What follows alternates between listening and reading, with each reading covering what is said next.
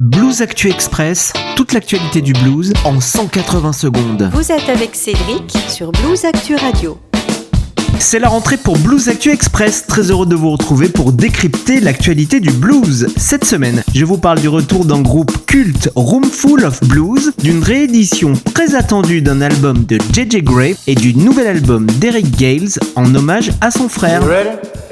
Roomful of Blues s'apprête à sortir Stepping Out, son 20e album de leur carrière. Pour la première fois en plus de 60 ans d'histoire, le légendaire groupe de Rhode Island accueille une chanteuse en studio, Didi Bastos. Avec sa voix puissante, elle insuffle une énergie nouvelle tout en préservant le fameux son Little Big Band qui a fait la renommée de Roomful of Blues depuis 1967. Blues Actu a eu la chance de rencontrer Didi Bastos, nouvelle arrivée de cette formation, pour une interview que vous pouvez retrouver sur bluesactu.com. Elle nous dit notamment ceci sur leur première répétition. Ouvrez les guillemets, j'ai pris de plein fouet leur énergie intense, la puissance de leur son et leur cohésion parfaite. Avec Roomful, c'est comme monter à bord d'une locomotive, une fois lancée, elle fonce à toute vitesse. C'est grisant et cette énergie est contagieuse. Stepping Out, le nouvel album de Roomful of Blues, sortira le 10 octobre chez Alligator Records.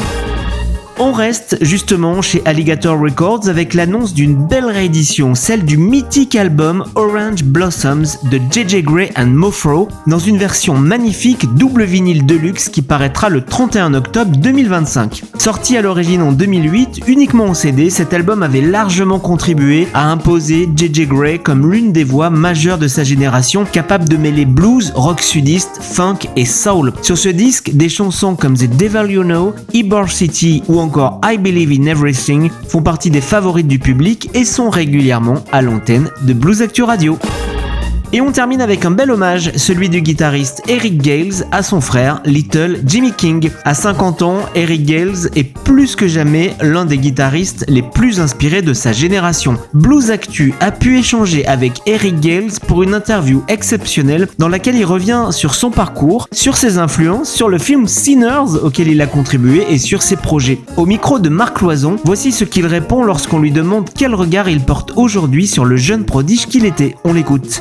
Wow, man. I just, a little bit older, man, learned a couple things and, just trying to incorporate the things that I have learned along the way through the playing and, trying to keep up with today's, modern cats out here that are amazing. There's some very gifted and talented players out here that are mind-blowing and they're inspirational to watch.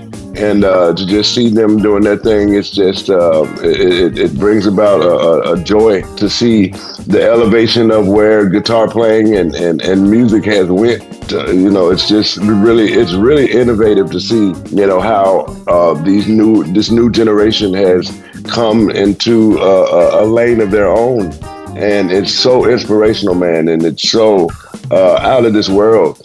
So with all that being said, just trying to, keep up and keep it fresh and stay relevant as I can and just keep it going, man, with everything I got. En français, dans le texte, eh bien, je suis juste un peu plus âgé avec quelques leçons apprises en chemin. J'essaye d'intégrer tout ça dans ma musique et de rester au niveau de la nouvelle génération qui est incroyable. Il y a aujourd'hui des guitaristes extrêmement talentueux et inspirants. C'est un plaisir de voir comment le jeu de guitare et la musique ont évolué. Mon objectif, c'est de rester frais, pertinent et de continuer à donner le meilleur de moi-même. Cette rencontre exceptionnelle avec un des artistes phares de la nouvelle génération du blues est à lire en intégralité sur bluesactu.com. C'était Blues Actu Express. Retrouvez toutes ces actus et bien plus encore sur bluesactu.com et abonnez-vous au podcast pour ne rien manquer du meilleur de l'actualité du blues. C'était vraiment très intéressant.